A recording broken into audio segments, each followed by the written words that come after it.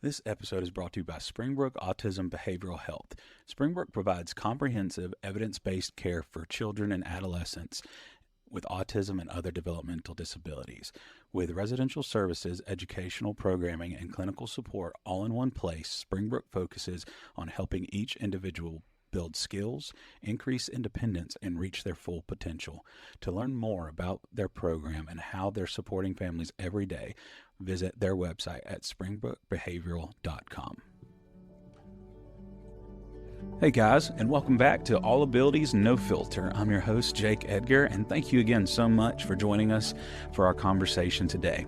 Today we're joined by Dr. Russell, an executive functioning and ADHD expert and the founder of Russell Coaching, the largest student coaching practice in the U.S. She works with students and families to build skills in time management, organization, and emotional regulation and independence, helping them navigate the real challenges of school and daily life.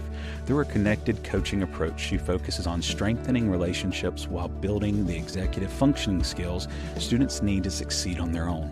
Dr. Russell is also the author of Asking the Right Questions About ADHD, a guide for parents navigating the complexities of ADHD before, during, and after diagnosis. Her work helps families better understand their child's behavior, ask more informed questions, and take meaningful steps with greater confidence and clarity. She's also the host of Breaking Out of the Box, ADHD, Autism, and Anxiety, where she shares practical, real-world strategies for parents raising teens and young adults.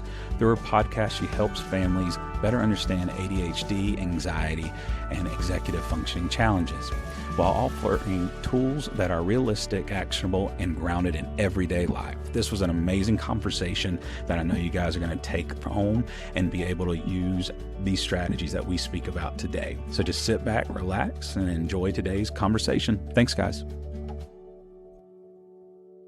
All right, Norrine, thank you so much for joining us today. I've been looking forward so much to this conversation. How are you doing today? Not too bad. It's been a good day. Like I said, it's just been nice and easy. And, you kind of always love those types of days. But if you wouldn't mind, for our listeners, just kind of give us a little bit of background about yourself, what you've been working on, or just a little bit kind of what's brought you in for this conversation. Not at all. I'm Norrine Russell, and I have a coaching practice that is specifically for neurodivergent students. And we work with kids who have some combination of ADHD, autism, anxiety, depression, learning differences. So that's Russell Coaching. Mm-hmm. I'm also the author of a book called Asking the Right Questions About ADHD that I wrote after my experience as the parent of two kids with ADHD.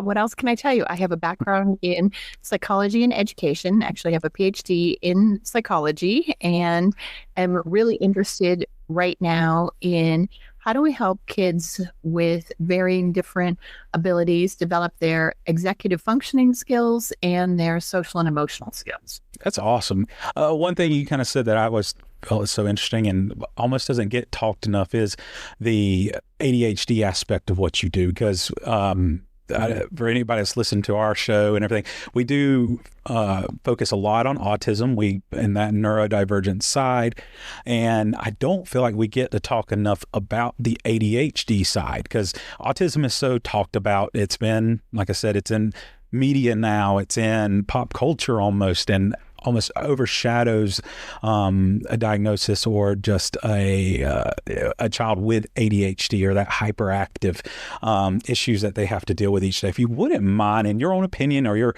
professional experience, what exactly is ADHD? Because a lot of parents will think, oh, my kid is hyper, he can't sit still, or he always has to be doing something, he must have ADHD, when there goes so much more into it of how it really can affect the day-to-day life. But in your experience and professional background, what does that look like to you?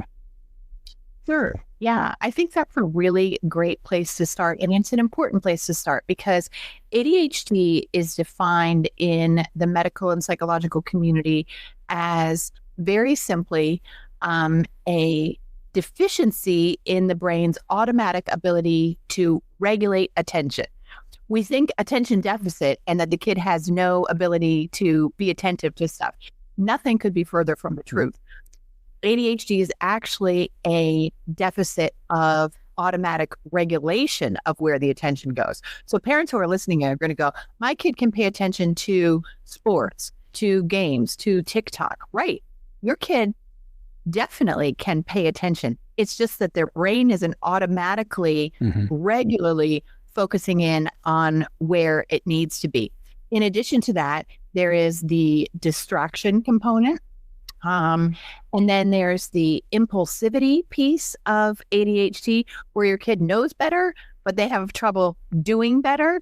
And then most kids have some component of hyperactivity, which again, I think just to broaden people's minds who are listening, we think of kind of that 6-year-old running around a first grade classroom when we think of hyperactivity, or the kid on the playground who's running around yelling and screaming. But hyperactivity can be a lot more nuanced than that. It can also be verbal hyperactivity, the kid who talks chronically and consistently. It can also be sort of an internal feeling of restlessness, and kids who maybe do a lot of body focused picking or a lot of kind of twitching and restlessness in their seat. So we have to think of hyperactivity as broader than the 6-year-old who's, running around the playground with what seems like relentless energy.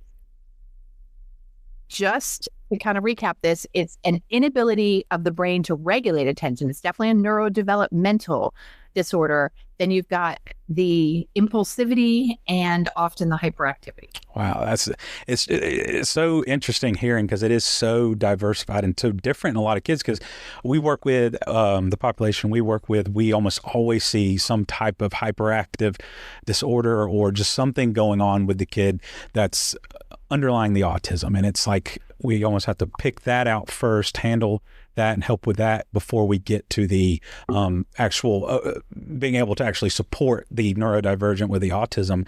What are some signs that parents could be looking for? Because in my own experience, I have been diagnosed with ADD, and it really didn't even make sense to me because I didn't get diagnosed till college with it. And when the doctor I was working with kind of explained it to me, it was just making so much sense from me thinking back all the way in elementary school, where it was like I'd get halfway through what the teacher was saying and I'm just like, I know I was paying attention, or I think I was paying attention, and I've lost half of it. Or I remember in high school reading books and I'm on the 5th chapter and I don't remember anything that's happened, but I know I've read it. And then them actually being able to diagnose this and put me on medication or whatever, but also teaching me different strategies. I think I was a freshman in college. It kind of changed my life a lot, but I always thought to myself, God, if I knew this when I was 8 years old, what could have been? And I wish I was able to recognize signs, or even my parents were able to recognize signs. What are some things when you're working with families that you teach them to look for, or be able to differentiate ADHD from, like you said, just maybe needing a little bit more to be able to focus in situations?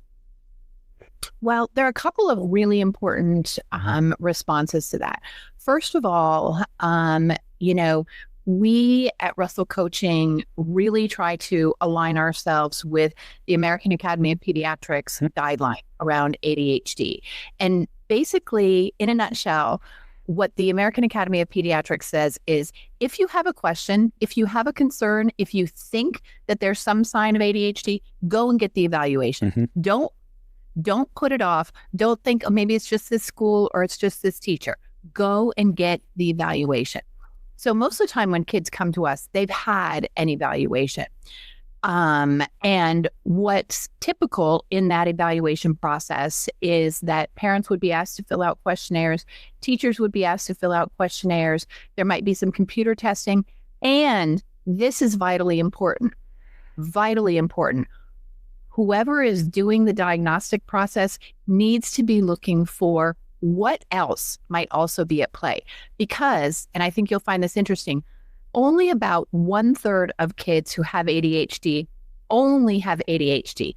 2/3 also have something else, whether that's anxiety, depression, autism, learning differences. And so the question can never be, does my child have ADHD? The question is, what does a complete psychoeducational evaluation tell us about my child?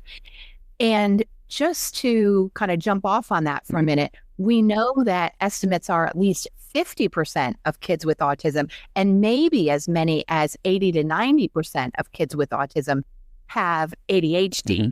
And so, what's really important for a parent is to understand what's the complete picture. Mm-hmm. And maybe that feels overwhelming, but please don't let it feel overwhelming. You're going to be able to know better and therefore do better, understanding your child, disciplining your child, parenting your child, and most of all, loving your child when you understand how their brain works. It's very interesting. There is now starting to be a little acronym for kids who have both ADHD and autism, and you've probably seen this, and it's pronounced ADHD, mm-hmm. AUDHD. And so, in addition to the increased focus on autism that we're seeing in our, society, we're also seeing an increase in the awareness that many kids have both things going on. And for me, where we really hone in on at Russell Coaching is both diagnoses result in some delays and some deficits in executive functioning skills. And so that's really where we get to come in and make a difference and help kids either with just ADHD or just autism or the combination of develop these important skills of impulse control, planning, time management, organization. That's our piece of the puzzle, if you will. That's awesome. I think it's so important because even like I said, even in my own life where I still have this going on, it still affects everything I do in my job, everything like that. So being able to learn these strategies, learn ways to kind of almost catch myself when I'm zoning out or not able to, because I never want people to feel like, and I know I've worked with students that are so hyper aware of their ADHD and autism that they're so afraid that they're making people feel like they're unimportant when they're talking because they're zoning out around things that are going on, not able to focus in on a conversation. So those executive skills that you're talking about are just so important. One thing, I actually spoke with a couple of parents about this last week when we were working on an IEP for their student who has been dealing with ADHD, I think they're going on their 5th year now, where it's been actually recognized in their IEP. And you probably have this experience too. Their child is extremely gifted and very capable. And one of their biggest frustrations was before they were able to get it involved in the IEP and get the services, and what they needed was they knew how smart their child was just by conversations and very, very good with STEM work and just being able to pick up on things very quickly. But their grades never reflected that, and reports from teachers never reflected that. And something they still struggle today is finding things to motivate their child. What are some maybe advice you give to parents who are really suffering or really having a hard time finding that motivation for a kid that falls under the ADHD or whatever diagnosis? Because I see parents and we sit there and we'll talk about things before an IEP where we're trying to list things that they could implement in school because the motivation's not there. They can't quite connect the dots where this kid's skill set is being reflected on a report card. And I think that really does beat parents down sometimes. And with your coaching, what are some things you tell parents when that's the situation? Yeah. So this is so common in ADHD. And the first thing I want to say to parents is this is not, anything about your parenting. It's nothing about your child's personality or their values or how disciplined they are. What happens in the ADHD brain is that the motivation center and the reward center are not very well connected. Mm-hmm.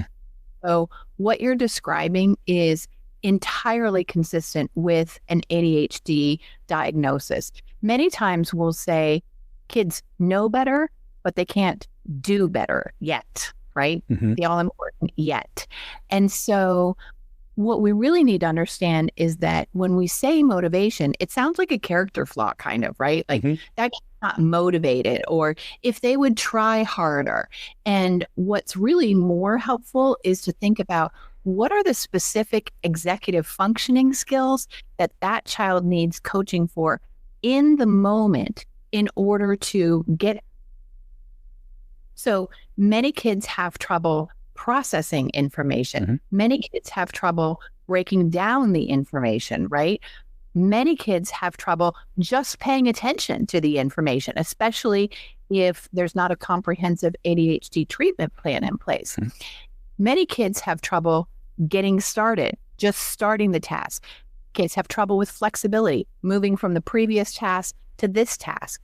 What we know about ADHD is it responds to consequences in the moment, right?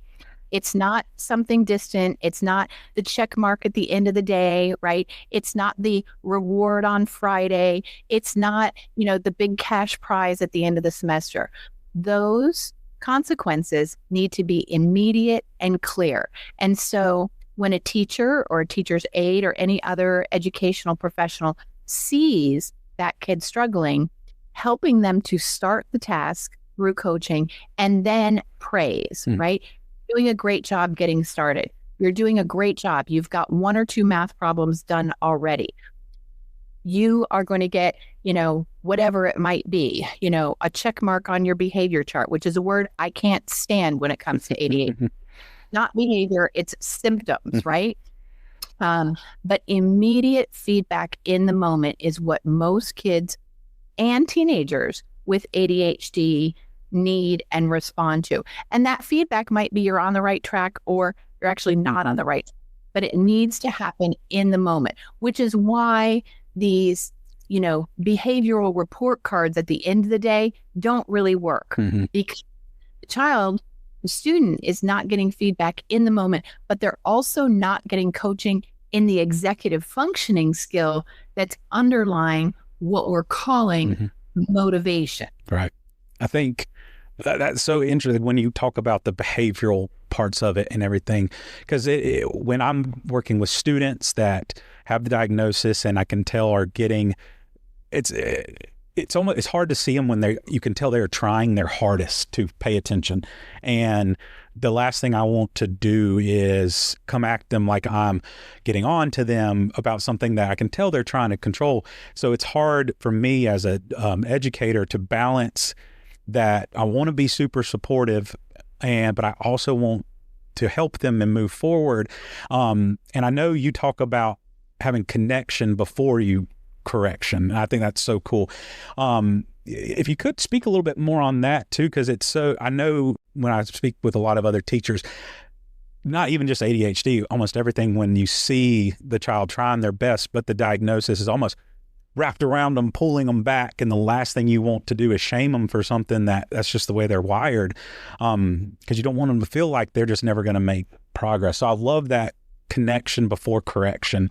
So what is that exactly that, when you coach that? Yeah, I'd love to talk about that because it's so important. So on the CHADD website, which is Children and Adults with ADHD, CHADD, there is a study that suggests that kids with ADHD get 20,000 more negative pieces of feedback before age 10. So listeners who are ADHD professionals are going to be familiar with that stat. Parents might not be, though. And of course, it makes sense, right? It makes logical sense. You take this impulsive, hyperactive kid and they're getting a lot of correction. What we, and I think most parenting advocates and ADHD experts really believe and have tried to help everyone put into practice is this idea of connection before correction, which just means, how do we relate to this child? In Russell coaching specifically, it means, what are the child's strengths and how can we capitalize on those strengths in order to get their work done? So if we have a child for whom we know they love relationships, right? We might say, Your teacher is going to be really happy if you're able to get this math sheet turned in on time, right? And that's connecting with who the child is and what their strengths are. If we have a child who really values being seen as a leader with their peers, we might say, you know what, you have an opportunity here to shine. Let's really work on getting this essay outline done during the 15 minutes you have in class today, right? Or if you have a child who has a particular deep interest in something, trains, transportation, animals, whatever it might be, hey, let's use your interest in this to get this work done. And so basically it's inserting a pause, which is a skill we're always trying to teach kids with ADHD, right? Pause before you act, right? It's us as professionals and as parents inserting a pause before the correction to connect. Hey, are you having a hard day today? Or acknowledging their strengths in the way that we do, or saying, what kind of help would be useful to you here? But it's always connecting with the child, the student, the teenager in a way that acknowledges that they are doing that this is genuinely hard, and that you see and you recognize their efforts. Because so many times for so many years, kids with ADHD just got the message, you were a behavior problem. Nothing could be further from the truth. This is not behavior. These are symptoms. Absolutely. It's almost like you have to affirm everything with them before. It really almost like you got to check yourself a little bit and make sure that you're respecting the diagnosis before really correcting, if that's what we want to call it, anything. Because I almost feel like anybody would like that, whether you have ADHD, autism, or anything, where if someone's approaching any type of criticism or trying to deliver it, they're coming from it from we want to just get you from point A to point B as successfully as possible, but we understand these roadblocks that you have to go through that some people don't. And that feeling of understanding between the two people, it just makes it so much easier and so much more supportive. So I think that's really awesome. When we're thinking about environmental issues, that's something I've gone to different schools to help them set up their transitional classrooms, their self-contained classrooms. And it's so amazing the different opinions that I'll have when I'm going in to work with principals or things, because some principals want it to look as vibrant and so as colorful as possible. But then I will say that probably the majority of teachers or principals or admins that I work with, they're like, we have to have neutral colors, nothing going on the walls, as little distraction as possible, to where it almost looks like a hospital room. And I know schools and parents too, I've seen kids' bedrooms with that same problem. And there's always such a hard middle ground to find to where it's not distracting, but you don't feel like you're in a mental hospital or a padded room at the same time. Because I've worked with kids that just thrive in an environment of constant stimulus because it just keeps their brains going, and then some that needs the opposite end. What are your thoughts on that? Yeah. So, the idea that we are going to grab the attention of kids with ADHD through vibrant colors is just off base, right? We are not going to get them to read 10 points on a science poster through using bright red and bright blue. So let's get realistic about what that classroom environment can look like so that it's genuinely helpful, not just for your kids who have 504 IEP plans, but for all your kids. And to me, that is really figuring out what are the 4 to 6 things that could be on the wall that will help all of the children in that classroom every day. And I'm also a fan of, let's organize this on the walls in such a way that it makes sense, right? What you see when you go into so many elementary school classrooms is every foot of the wall space is taken up with, what are our objectives in science? What are our objectives in language arts? What's the schedule for the day? What's the schedule for the month? What are upcoming events? I think, would do so much better if we would make one wall the science wall, one wall, the language arts wall, one wall the organizing your day wall, right? Let's use our skills in metacognition and organizing to help our kids learn these skills. This is where I look for math stuff. This is where I look for language arts. This is where I look for the day, instead of stuff all over the walls, because at some point during the year, you're going to need it. And that's asking a lot of teachers. I get that. But I am a firm believer in figure out what are the 4 to 6 things that every child in your classroom will benefit from being able to see every day. After that, this is where technology can be helpful. Put stuff up on your whiteboard, put stuff on your smart board. Not everything has to be up for the entire year from September 1 through July 1. Right. And I think I tell teachers this too, is in my opinion, consistency is better than being just the most creative, vibrant classroom in the world, because I taught with one teacher last year, and to be fair, she was a brand new teacher, so she was learning, but she just felt like every day, the kids would be into something new, so she would change it up. And almost every week they were almost in a new classroom, and they would have kids that were just struggling with transitions, struggling with that. And I told her, I was like, well, because they have no idea what they're supposed to be doing, because you're changing it constantly. And that lack of consistency, almost lack of predictability, can cause a lot of stress with kids. It causes a lot of stress with me. I like things consistent. I like things the same. And I told her, just pick what you want, keep it consistent. And like you almost said, keep almost the area is the same, but then the theme or whatever in that area can change a little bit. I told her, if you won't change, you can change the books that are in your library in the corner, things like that. And it's taken her a little while, but I think she's going through those first year teacher hurdles that I went through. And I think a lot of our listeners can relate to too, because it can be intimidating for first year teachers to really have to adjust and accommodate to, like I said, the autism, the ADHD, the ADD, the oppositional defiance, which I think can come from a lot of ADHD backgrounds and things too. And it is a lot for first year teachers to go through.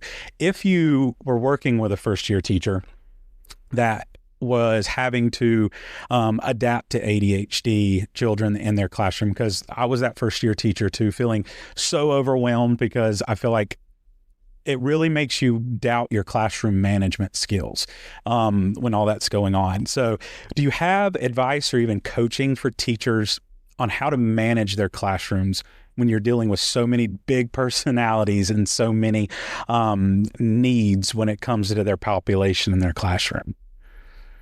It's tough, right? It's a challenge. And we absolutely need to prioritize supporting teachers. This is tough, right? And as school choice becomes more prevalent across the country, some public schools are being left with a lot of kids, a greater proportion of kids who have 504s or IEPs. So I want to do nothing but support teachers and administrators. And if you want support, book a call with me and I will listen to you for 30 minutes. It's that important to me. That being said, I think there are a couple of things for teachers that are really helpful to keep in mind.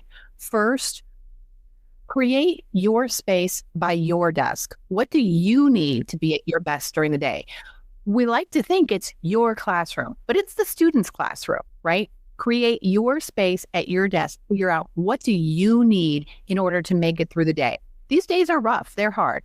Make your space, your calming space, your sensory space, your excited, get motivated space, whatever you need.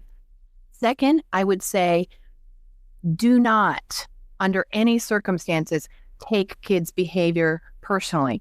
It can feel so personal, right? Feel like they hate you, they disrespect you, you're the worst teacher. That is not what's going on. It is not personal. It is not personal to you as the teacher. And you know what? It's also not personal to that child. A child who has been diagnosed with ADHD is de facto impulsive. They are going to do things that they know better, that they don't need. And so we've really got to provide support for teachers, administrators, paraprofessionals when they feel run down, right? We've got to normalize asking for support. Hey, can I just vent with you about the student who really pushed my buttons today? We don't need to do anything about it. Teachers are smart. They're wise. They need to be heard, right? That's really my third point is school culture needs to support being heard about what's difficult or what's hard for teachers, right? And so create your own safe space, do everything possible every single day to not take this personal. And third, administrators and PTA and everyone create a school culture where it's safe to talk about what are the frustrations, because there is no denying that kids with ADHD can be some of, if not the most frustrating kids in your classroom. And I have 2 children of my own who were ADHD, and we see over 100 kids a week who have ADHD. There's no denying the reality that having a kid who cannot pay attention, who is impulsive and hyperactive, is disruptive in the classroom. Absolutely.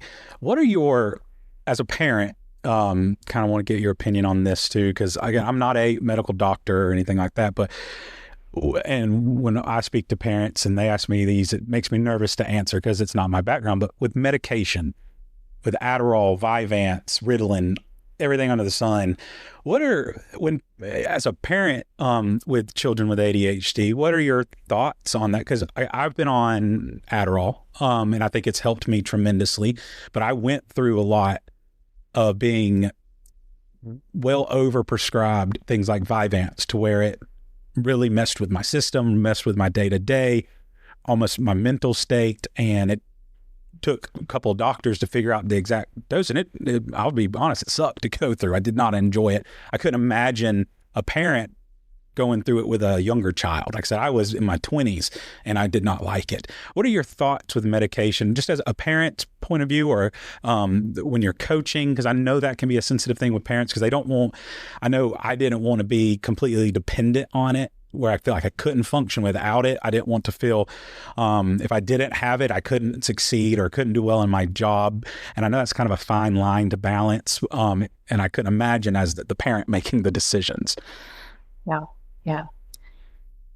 You know, I'll tell you, and I want to make sure I get this entire thought across. As a parent, my kids' lives are better because of ADHD medication. You can see it on a daily basis. They are more functional. They are happier. They are getting more positive feedback from their environment. They are more productive. That's my parent experience, okay?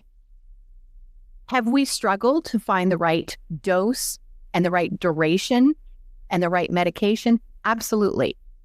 It is very rare that the first medication dose and type is right. This is where you really have to recommit as a parent to working with whoever's doing the prescribing. And I've been through it. Mine are 16 and 18. We've been on lots of different ADHD medication.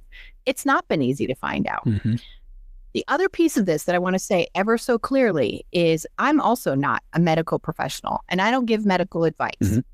What I say all the time at the practice and when I'm on podcasts is we at Russell Coaching align with what are the best practices in medicine, in psychiatry, in pediatrics around ADHD. I don't have an opinion about ADHD. I read the science and I'll help parents break down the science. I don't have an opinion about whether or not you should put your kid on meds. I can refer you to what the research says, which is really clear that medication is first-line treatment, that kids who are on medication have better outcomes than kids who aren't on medication. Recent research by the American Academy of Child and Adolescent Psychiatry shows that the earlier medication is started, the better the long-term outcome. That's not my opinion, though. That's not my opinion about what you should do with your kid or whether medication works. That's what the science says. What is my opinion is you should go and have lots of conversations. Your doctor, with your nurse practitioner, with the psychiatrist about how is your child doing What level of symptoms are they experiencing? And what is an effective treatment plan? And so I know that was a really long answer, but I don't want to be misunderstood by your audience. Absolutely. I don't medical advice and I don't have opinions as a professional.